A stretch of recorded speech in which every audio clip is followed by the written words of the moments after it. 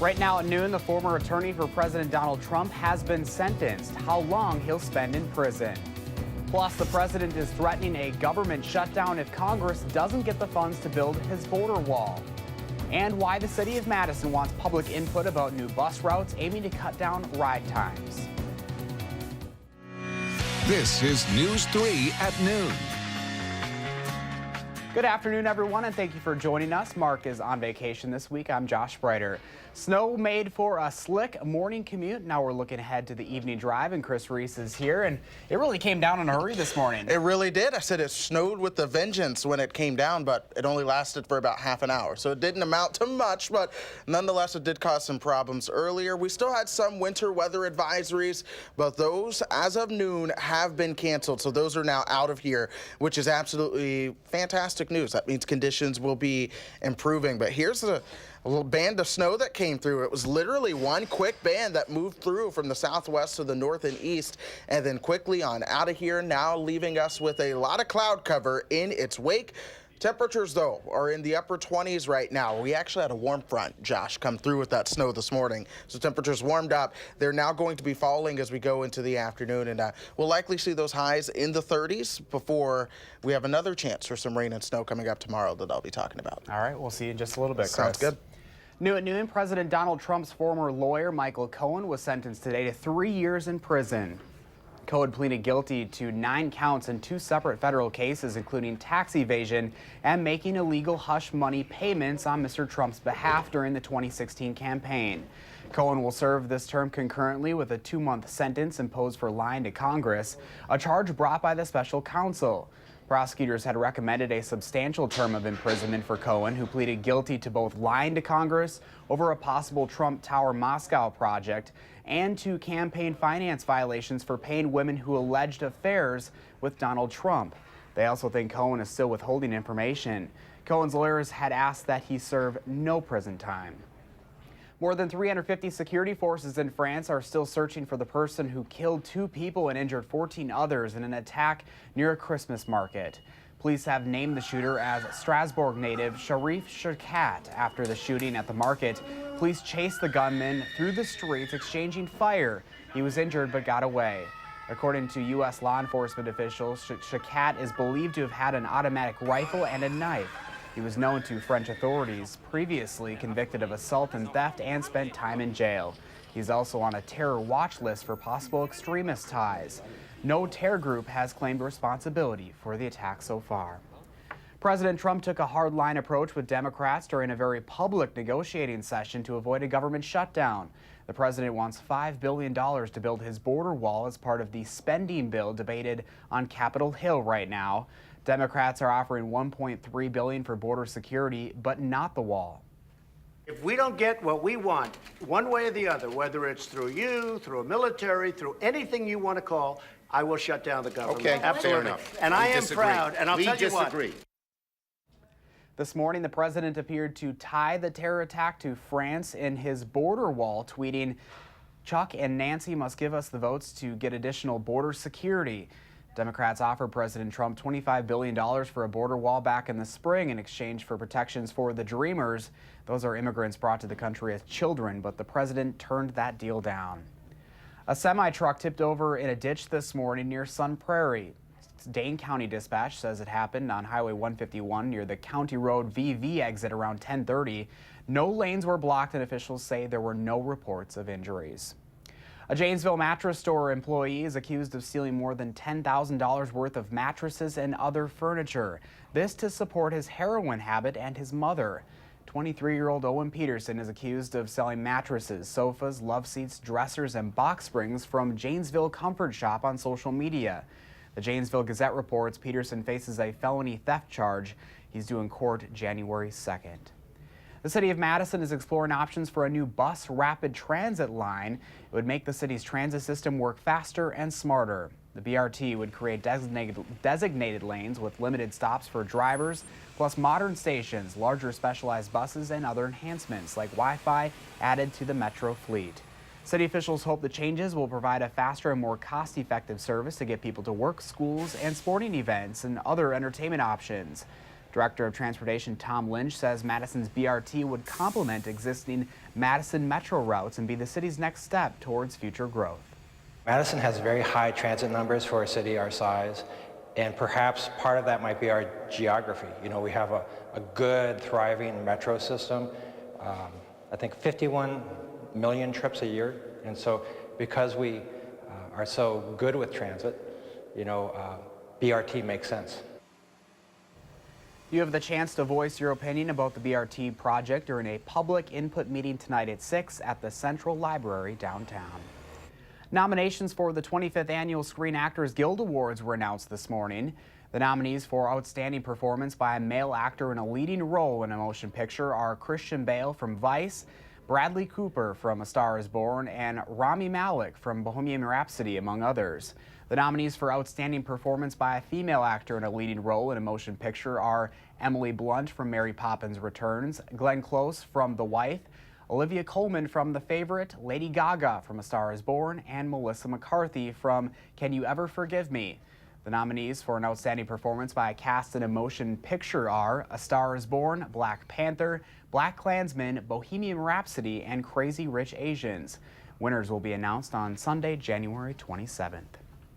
There's much more to come on News 3 at noon. Next, let's see what Howard's working on in the Mr. Food Test Kitchen. Your Christmas ham and turkey have some stiff competition this year. What's taking center stage? All I can tell you, it's coming up next.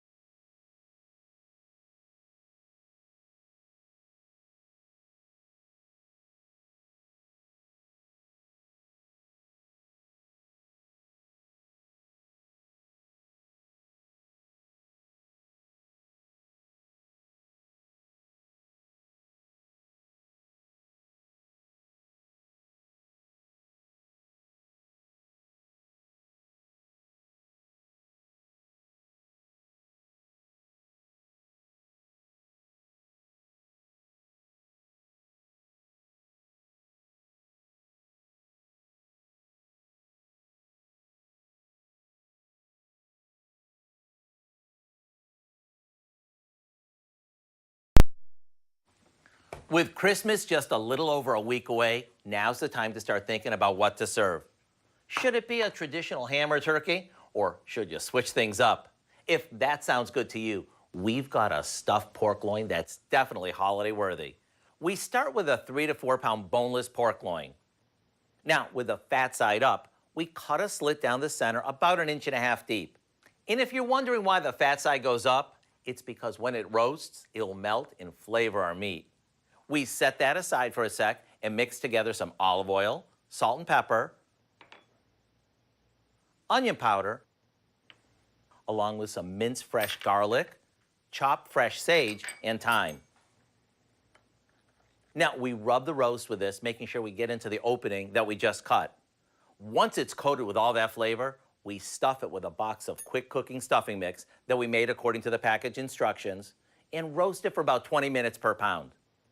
You could even prep this in advance and cook it right before dinner. And when you bring this to the table and slice it, everyone gets to taste one of the most flavorful pork roasts ever, along with a hearty helping of stuffing.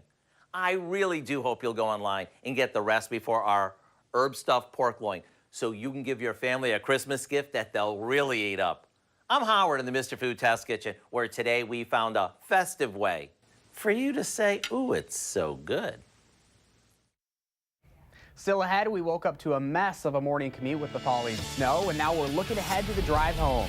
Meteorologist Chris Reese is tracking the latest in his first alert forecast. Keep watching News 3 at noon.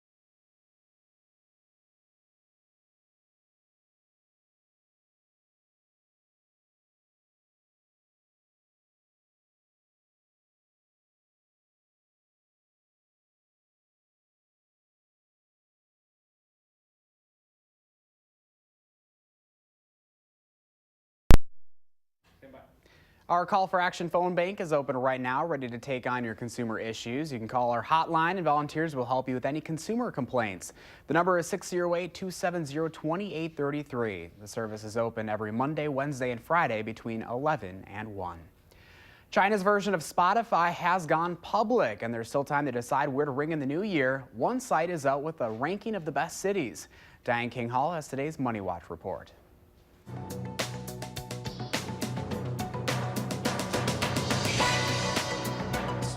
China's largest music streaming service begins its maiden voyage as a public company today.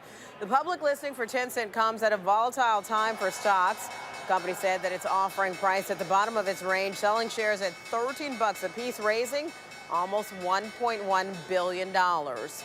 Most CFOs say a recession is looming. According to a Duke University and CFO Global Business Outlook released today, 82% of chief financial officers predict that a recession will hit by 2020, and almost 50% think a downturn will happen next year. 3 in 5 workers say they haven't gotten a pay raise in the last year, according to Bankrate.com. That number is up from the previous year. Even though the majority of Americans haven't gotten a raise or better paying job, only 25% of the survey respondents say they will look for a new job next year.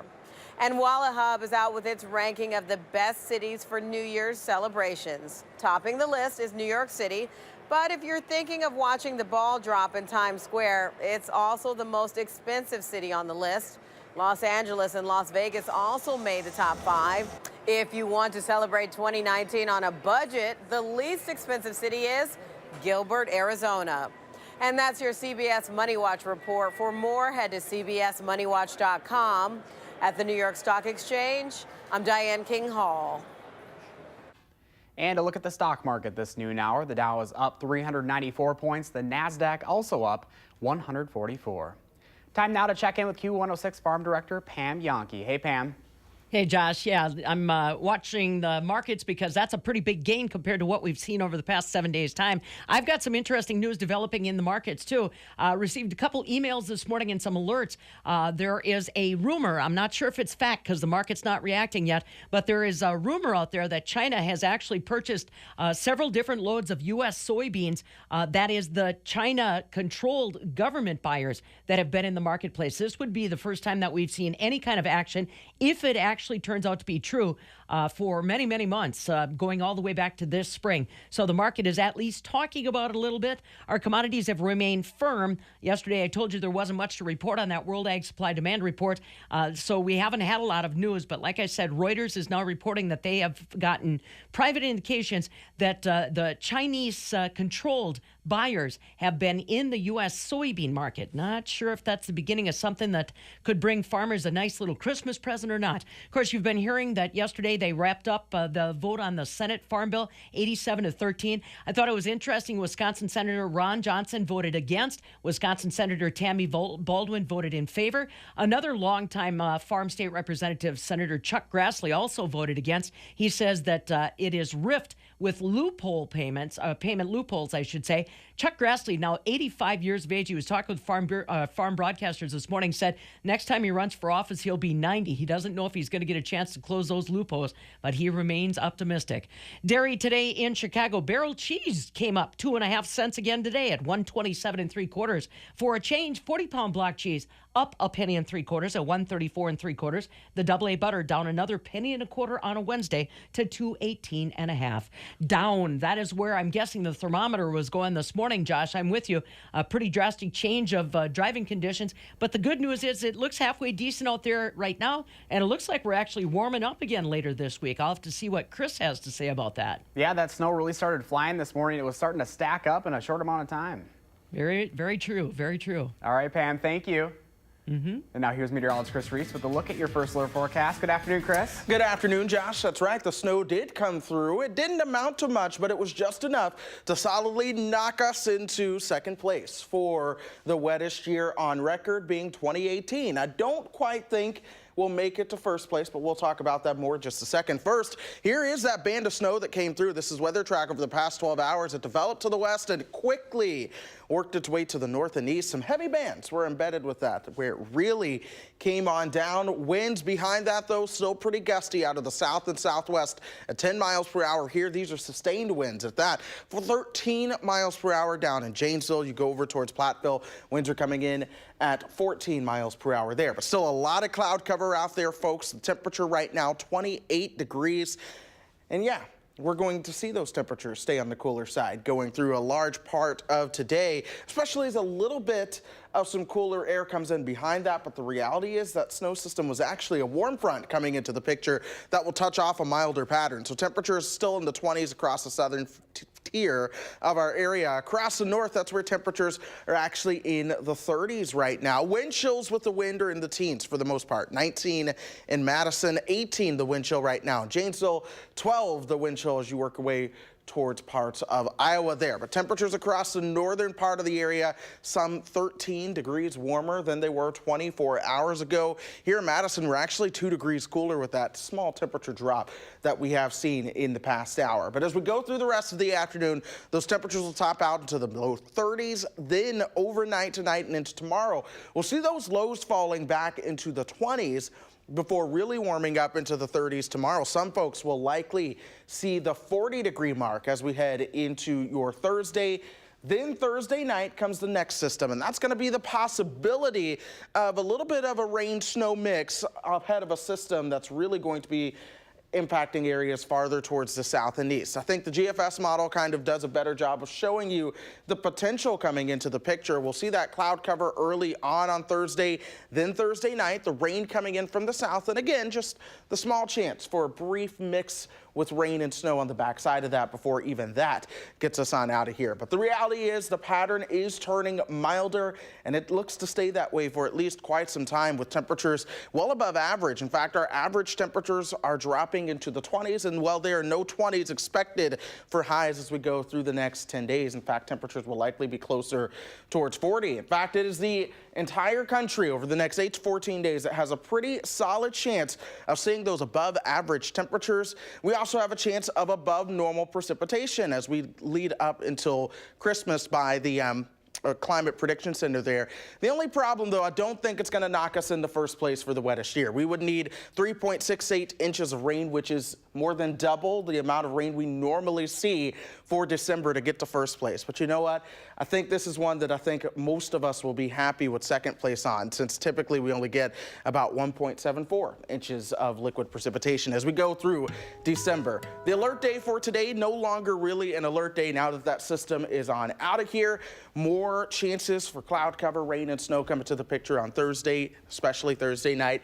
It's not a big deal. Some sunshine for the weekend, and temperatures really just staying seasonal as we go into the week before Christmas. Not looking too good for a white Christmas right now, though, huh? At least not now, but you know what? I've told people every time I've ever traveled for Christmas, wherever I live gets nailed, so never say never around here. You all could get lucky while I'm down in Kentucky for Christmas. So that would be about it when you're not here. That's typically how it plays out in my life. It's been the whole story. All right, Chris. Well, thank you so much. Anytime. Still ahead at noon, a dream is coming true for a California boy who has been through a lot. We'll share Jack's story straight ahead on News 3 at noon.